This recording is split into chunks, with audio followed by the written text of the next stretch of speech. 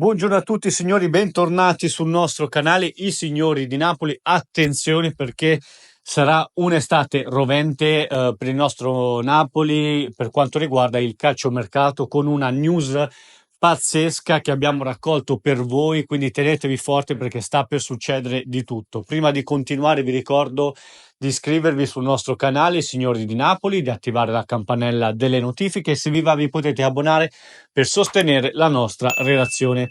Allora, signori, mancano 90 minuti e Antonio Conte ci regalerà uno scudetto che, se ci pensiamo bene, agli inizi di questa stagione sembrava praticamente impossibile. Uno scudetto che potremmo rubare, tra virgolette, all'Inter di Simone Inzaghi, un Inter sulla carta con una rosa assolutamente di un'altra categoria. Ma il Napoli, facendo gruppo e stando a sentire un super allenatore come Antonio Conte, sta per riuscire in questa impresa clamorosa. Antonio Conte è un nome che sicuramente ricoprirà insomma le prime pagine dei quotidiani sportivi quest'estate. Sì, signori, perché da quello che ci risulta Antonio Conte questa estate che verrà lascerà il nostro Napoli. Ve ne avevamo già parlato in diversi video passati, ma adesso questa notizia che vi avevamo rilanciato insomma qualche giorno fa trova conferme. I rapporti con Aurelio De Laurentiis in questi ultimi giorni sono ai minimi storici, tanto che De Laurentiis non si è visto nemmeno allo stadio. I due avrebbero, da quello che ci risulta, raggiunto un accordo di separazione di massima per la prossima estate.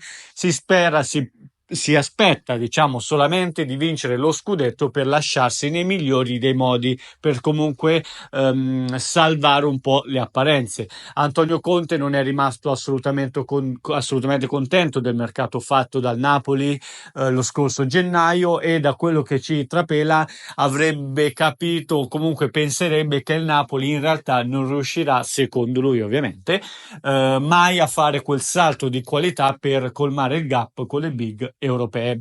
Di conseguenza Giuntoli, ex direttore sportivo del Napoli, gli avrebbe offerto negli ultimi giorni un triennale che Conte avrebbe accettato. Quindi diciamo che è tutto apparecchiato per lui, alla vecchia signora, che saluterà Tudor al termine di questa stagione, e il Napoli, attenzione, perché non vuole farsi cogliere impreparata, tant'è che Aurelio De Laurentiis avrebbe pronto a sua volta un triennale.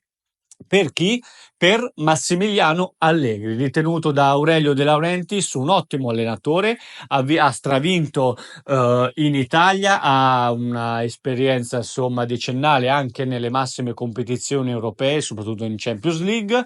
Attenzione perché lo stesso Allegri nutre profonda stima e viceversa di Manna. I due hanno lavorato insieme alla Juventus, avevano trattato insieme il rinnovo difficile di Rabiot. Insomma, tra Manna e Allegri c'è stima profonda. Di conseguenza De Laurentiis avrebbe pensato in questi giorni di affidare a lui la panchina del Napoli. Nonostante il cambio di allenatore, il mercato del Napoli quest'estate sarà infuocato. I 200 milioni che De Laurentiis aveva promesso a Conte verranno comunque spesi. De Laurentiis vuole far vedere che in realtà Conte si sbagliava e che il Napoli è pronto a colmare in maniera definitiva il gap con le altre big europee.